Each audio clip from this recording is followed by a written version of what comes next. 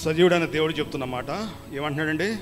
మీరు నన్ను ఏర్పరచుకోనలేదు కాబట్టే మనం ఎన్ని డ్రామాలు చేసినా, ఎన్ని వేషాలు వేసినా, ఎన్ని మన ఇష్టం వచ్చినట్టుగా నడుస్తున్నా కానీ దేవుని కృప, దేవుని కరుణ, దేవుని ప్రేమ, దేవుని వాత్సల్యత మనల్ని అంటి పెట్టుకొని ఉంటుంది. ఎందుకు? ఆయన మనల్ని ఏర్పాటు చేస్తున్నాడు, నియమించాడు. దేనికోసం అండి? దేనికోసం? ఒకసారి చెప్పండి, దేనికోసం? యోహాను 15:16 చదివిన వాళ్ళు చెప్పొచ్చు, చూసిన వాళ్ళు చెప్పొచ్చు, ధ్యానించిన వాళ్ళు చెప్పొచ్చు. యోహాను 15:16 ఉంది. దేనికోసం ఏర్పాటు చేస్తున్నాడు అండి? మీరు వెళ్ళి ఫలించుటకు. రెండోది ఫలము నిలిచి ఉండుటకు. ఏం ఫలించాలండి? నువ్వు నేను ఏం ఫలించాలి? ఆత్మ ఫలాన్ని ఫలించాలి. ఏం ఫలించాలండి? ఆత్మ ఫలాన్ని ఫలించాలి. ఒకసారి రోమీయులకు రాసిన పత్రిక 8వ అధ్యాయము, Romans 8:29 and 30, 29-30 వచనాలు. దేవుడు ఎవరిని పిలుచుకున్నాడండి? నిన్ను నన్ను ఏర్పాటు చేస్తున్నాడు, నియమించాడని యోహాను సువార్త 15:16 ఆయన్ని మనం ఏర్పాటు చేసుకోలేదు కానీ ఆయనే మనల్ని ఏర్పాటు చేస్తున్నాడు, నియమించాడు, పిలుచుకున్నాడు. అదే వాక్యాన్ని మరి అపోస్తలుడైన పౌలు నొక్కి వాక్యాన్ని ఇస్తున్న విధానం మనం ఇక్కడ చూస్తున్నాం. రోమీయులకు రాసిన పత్రిక 8వ అధ్యాయం 29-30 వచనాల్లో ఏమన్నాడండి? దేవుడు ఎవరినైతే ముందు ఎరిగాడో వారిని తన కుమారునితో సారూప్యం అంటే ఈక్వాలిటీ, ఆయనలో ఉన్న గుణలక్షణాలు నీలో నాలో ఆ ఇమేజ్ 100% నీలోకి మరి ఇంపోర్ట్ అవ్వాలి, దిగిపోవాలి అంతే. మరి ఆ విధంగా జరగటం కోసం దేవుడు ఎవరిని ముందుగా నిర్ణయించాడో వారిని పిలుచుకున్నాడంట. ఎవరిని పిలిచాడో వారిని నీతిమంతులుగా తీర్చాడంట. ఎవరిని నీతిమంతులుగా తీర్చాడో వారిని మహిమపరిచాడు. నిన్ను నన్ను దేవుడు నిర్ణయించాడు, పిలుచుకున్నాడు, నీతిమంతులుగా తీర్చిదిద్దాడు, మహిమపరిచాడు. You are predestined, called, justified and glorified.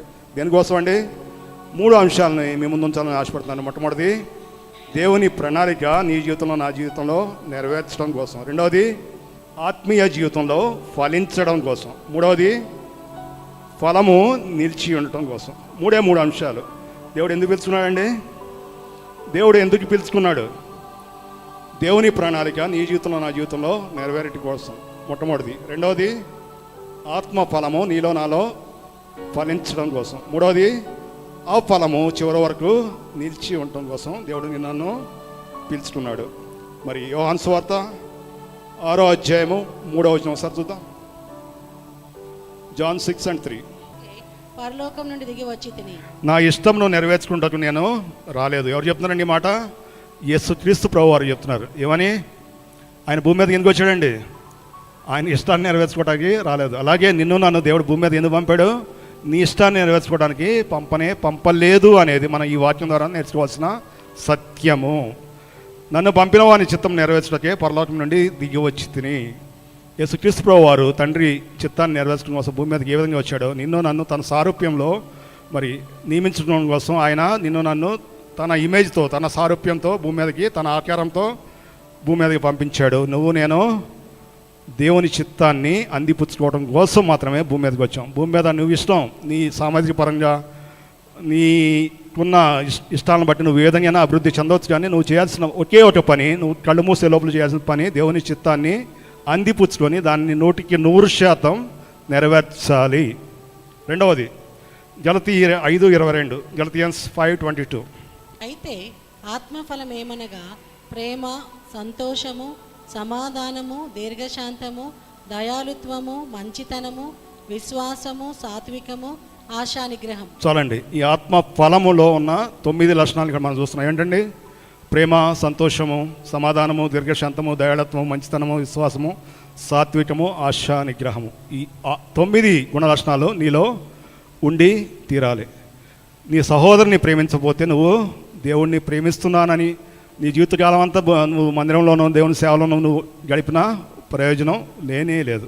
నీ తల్లిదండ్రులని, తోబుట్టుల్ని, నీ చుట్టూ ఉన్న వారిని, నీ చుట్టూ ఉన్న సమాజాన్ని, దీనులను, హీనులను, అన్నార్థులను, ఆపదలో ఉన్న వాళ్ళని నువ్వు నేను దైవిక ప్రేమతో ఆయన వైపు ఆకర్షించాలి. ఎప్పుడు వస్తాడంటే పక్కవాడు నీ దగ్గరికి అవసరం ఉన్నప్పుడే వస్తాడు. అవసరంలో నేనున్నా అని వాని దగ్గరికి నువ్వు వెళ్ళగలగాలి. నీ రక్త సంబంధికి, నీ స్నేహితుడికి, నీ తోటి వారికి, నీ తోబుట్టులకి, నీ తల్లిదండ్రులకి, ఎవరికైనా నీ ద్వారా ఏం వెళ్ళాలండి? దైవిక ప్రేమ మాత్రమే వెళ్ళాలి. అలా ప్రేమించకుండా నేను దేవుడిని బోల్డ్ ప్రేమిస్తున్నాను, నా టైం అంతా ఇక్కడే ఉందంటే జరిగేది ఏంటనేది చెప్పాల్సిన అవసరం లేదు. మూడవ అంశంలోకి వెళ్దాం. లూకా సువార్త 23:46. లూకా 23:46 మధ్య నుంచి చదవండి. అప్పుడు యేసు చదవండి. అప్పుడు యేసు గొప్ప శబ్దముతో కేకవేసి, తండ్రి, నీ చేతికి నా ఆత్మను అప్పగించుకొనుచున్నానెను. చాలండి.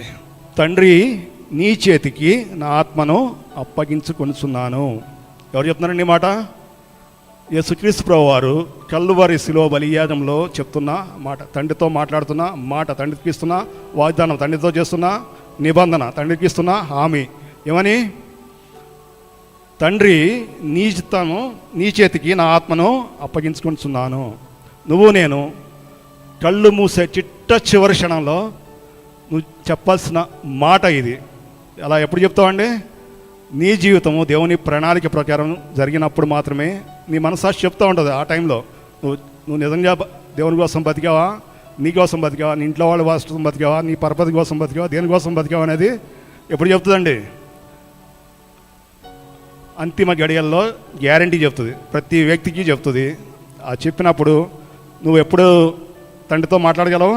నిజంగా నువ్వు ఆయన కోసం నీ జీవితాన్ని మరి అంకితం చేసినప్పుడు, ఆయన కోసమే నువ్వు బ్రతికినప్పుడు మాత్రమే చెప్పగలవు. అలా చెప్పగలిగిన రోషాన్ని, తీర్మానాన్ని దేవుడు నీకు నాకు ఇవ్వాలని కోరుతున్నాడు. 3 అంశాలు మేము ఉంచాను. నువ్వు నేను భూమి మీదకి దేవుని చిత్తం నెరవేర్చడం కోసమే వచ్చాము. ఆ చిత్తాన్ని, ఆ ప్రణాళికను అందిపుచ్చుకోవాలి. రెండవది, నీలో నాలో ఆత్మఫలము, ముఖ్యంగా దైవిక ప్రేమ నీలో ఉండాలి. మూడవది, భూమి మీద నుంచి మనం సెలవు తీసుకునే ముందు తండ్రి, నీ చేతికి నా ఆత్మను అప్పగిస్తున్నాను అని చెప్పగలిగిన స్థితిలో నీ ఆత్మీయ జీవితాన్ని నువ్వు కట్టుకోవాలి. ఎవరో వచ్చి ఏదో చేస్తానని ఎదురు చూడాల్సిన అవసరం లేదు. నీ అంతటి నువ్వే నీ ఆత్మీయ జీవితాన్ని నీ చేతులతో కట్టుకోవాలి. పరిశుద్ధాత్మ దేవుడిని సాయాన్ని పొందుకోవాలి. దేవుడు అట్టి కృప నీకు నాకు మెండుగా దయచేయనుగాక. ఆమేన్.